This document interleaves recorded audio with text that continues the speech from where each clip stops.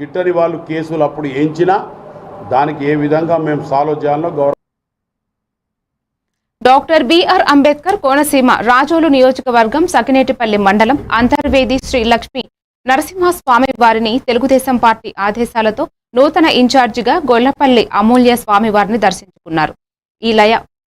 ఆ లయ సాంప్రదాయ ప్రకారం స్వాగతం పలికి ప్రత్యేక పూజలు చేశారు. అర్చక స్వాములు వేదాచర్వీదం అందించగా స్వామివారి చిత్రపటమును పర్యవేక్షకు విజయసారవి అందించారు. ఈ కార్యక్రమంలో Godavari delta chairman G Srinivas, Chaganti Swamy, M Nani, Saibabu Raju, Padma, Srihari Raju, P Srinu, గ్రామ శాఖలు, కార్యకర్తలు, అభిమానులు తదితరులు పాల్గొన్నారు.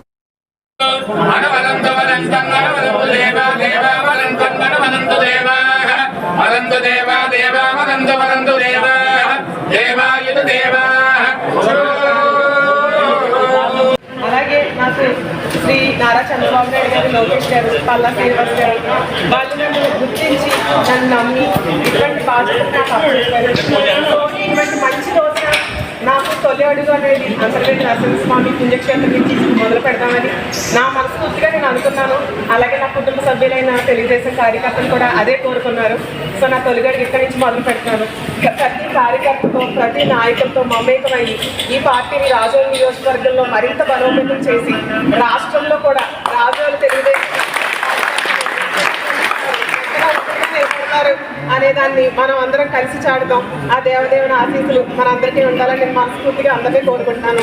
అలాగే ఇక్కడ ఈ అవకాశాన్ని ఇచ్చి ఇదంతా కోఆర్డినేట్ చేసిన దేవస్థానం వారికి, గ్రామ శాఖలకి, ప్రతి కార్యకర్తకి